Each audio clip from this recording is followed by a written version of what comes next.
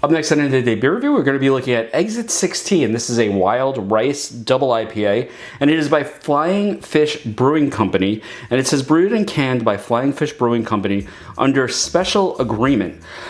Now, it's also coming in at 7.5% ABV. Check it out.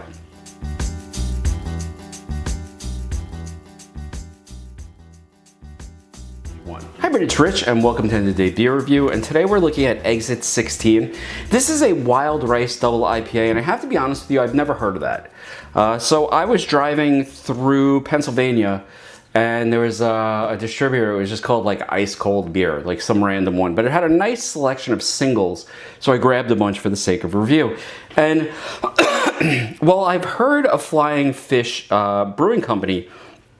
This also says it's Exit 16, and it says a bunch of other stuff on here. It's a wild rice double IPA. Notes, best paired with spicy food, seafood, jug handles. Not sure what that means. It is coming at 7.5% ABV, and I thought this might have been a collaboration. I guess it's not. Now, I don't know what a wild rice IPA is. I almost feel like I should go over and get my beer dictionary. So, pause for 1 second. All right, 3, 2, 1. All right, I'm back.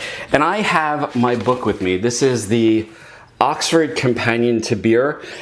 And whenever I'm completely confused about something with beer, I go into this. Now, should we be reading about beer? Yes, it's really freaking interesting. And this book has a lot of stuff. Now, I looked up wild rice double IPA, nothing. I then went and I looked up rice IPA, nothing. Then it says rice in beer. And this is interesting, and people can argue this, I guess, but it says, it is commonly held, at least among craft brewers, that the use of rice in beer is to be abhorred. To quote Maureen Ogle from an article in the LA Times, rice is considered by many brewers to be what the nasty industrialized brewer uses to water down their beer, and craft brewers treat rice almost as if it were rat poison. The article goes on to state that rice lowers the body of flavor, and the color of the beer made with elevated rice adjunct level seems to reinforce the notion. All right, yeah, so there's a lot here, but I'm gonna put this aside. I would like to thank Ben G. Smith and his family. They got me this for my 50th, and I have slowly been going through it, and it's pretty good. All right, so we're gonna look at this. So this sounds like this beer is gonna be a disaster, because it's a double IPA, which a style I'm only just coming to like, but they're gonna put rice in it. And whenever I think of rice in beer, I think, that's right, the B word, Budweiser. So, all right. Glass is good. I'm using an IPA glass. Oh, there's already sort of this weird bitter smell in the bar.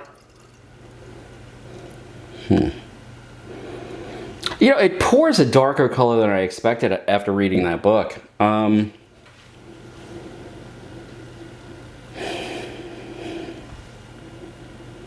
quite frankly, it smells like a decent double IPA. There's actually an orange sort of tangerine note.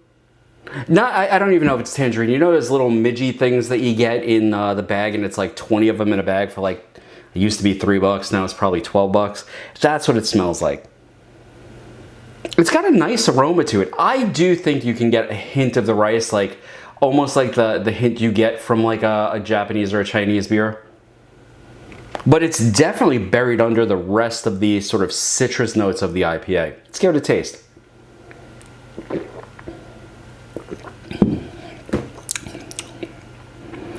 Wow. That is a fine, fine beer. Now, okay, I've had Budweiser, and I've had it on this channel, and actually it was the first Budweiser I had. I had a Bud Light, and they had no flavor at all. So my assumption in a lot of cases is that rice would do exactly what the old Oxford Companion to Beer said it would do, which is just adulterate or dull down the flavor. But this is a very, very palatable double IPA, and it's coming in at 7.5% ABV. So, one of my things, what I'm looking for in a beer, is for it not to be sort of overly harsh when it comes to the alcohol. And I have to tell you, it is not harsh at all. It's actually really, really quite nice. So there's a nice tangerine on the front of the tongue. As it goes back, you get sort of that rice, almost weedy rice flavor. If you've drank a Sapporo, Sapporo, I don't know which one I don't know what the name of the beer is. I'm sorry. You know that taste because that's the primary taste in that beer. But here the citrus sort of overcomes that. And what you're left with is a very, very mild bitterness on the back of the tongue with a really nice sort of citrus bouquet, if you will, on the tongue. It's almost like a bunch, excuse me, of different citrus there. The carbonation, I will have a little complaint with. It does seem to be a little heavy in the carbonation area. Now, do I like it? I do. I have to tell you. Would I turn this down at a bar? I would not.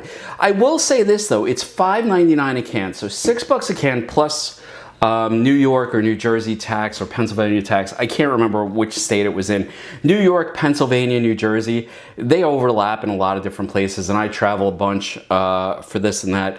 And so sometimes you're in Jersey, sometimes you're in New York. You never know with the laws, and every state has a slightly different set of laws. So, you know, it's weird. I don't know what the tax is where I bought it. But you got to figure this comes out to about, you know, out of pocket, $7 a can. Is it worth $7 a can? Yes, but barely. Have I had better double IPAs? I have. In fact, Gusto makes a much better double IPA and has several of them. Is this a bad one? No. Although I will say this, it's more accessible to the non-IPA drinker. So somebody who's drinking this who is more of a stout guy might be like, oh, that's surprising as an IPA. And I have to be honest, being that I'm not an enormous IPA fan, there's a really good chance that I'm misleading people who are IPA fans that this would be a good beer. They might look at it and say, no, this is terrible. In my opinion, it's a good, serviceable triple IPA. Double IPA. Would I mind drinking this in a bar? No. Would I send it back? No. Am I going to dump this after this? No. It's actually good. Is it worth, let's say, $5.99 a can plus all the associated taxes? I'm not sure. I think you could get better for the same price or less. I mean, I'll give you an example. The Grateful Dead IPA that I looked at a couple weeks ago, I thought was better. And that was a single, not a double IPA. So, you know, like, it is a matter of taste. Is it good? It's good. Would I turn my nose up at it? Not at all. Do I think it's a little overpriced? I do. Is it worth trying? Yeah, if you see it, you should definitely get it, check it out. And you know, like, this could just be the distributor I bought it for because I was buying a single can, and they might upprice it. I have no idea. So this is a good, serviceable IPA. I definitely recommend giving it a try if that's double IPA, if that's your jam. If it's not, or if you're looking for a better IPA, there are better ones out there, I think. And I think at this point, like, you know, 300 and some odd videos in, which I know is not a lot for a beer tube channel, if you will. I've had enough IPAs to know that this one is probably about mid-range, at least in my opinion. You know, hey, if you've tried it and you like it, let me know. It's better than I expected, but I don't think it's enough to justify the price. Should you try it? Yeah, why not? If you see it, especially if you get it less than $5.99 a can, it's definitely worth it then. Anyway, folks, have a good night. I'm going to sit back, enjoy the rest of this one. Cheers.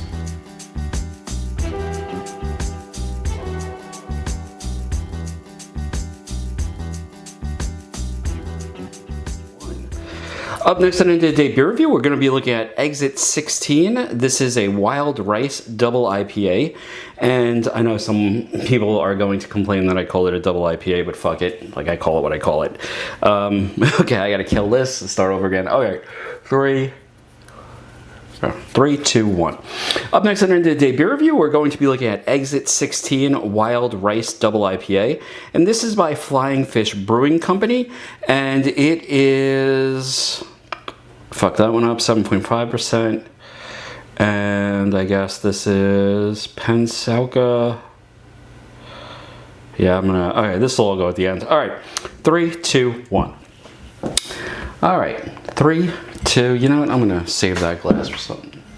Nah, fuck it, this might be good. Who knows? Oh, it's an IPA. I should just use an IPA glass. Fuck. Where is my IPA glass? Goddammit. There it is. Excellent. Clean, relatively. Every bit of this I gotta do is a minute and 50 at the end for any of you people who have nothing to do and are watching it. Alright, here we go. Right glass, right everything. Lens cap out of the way. Let's fucking do this. Alright. 3, 2, 1.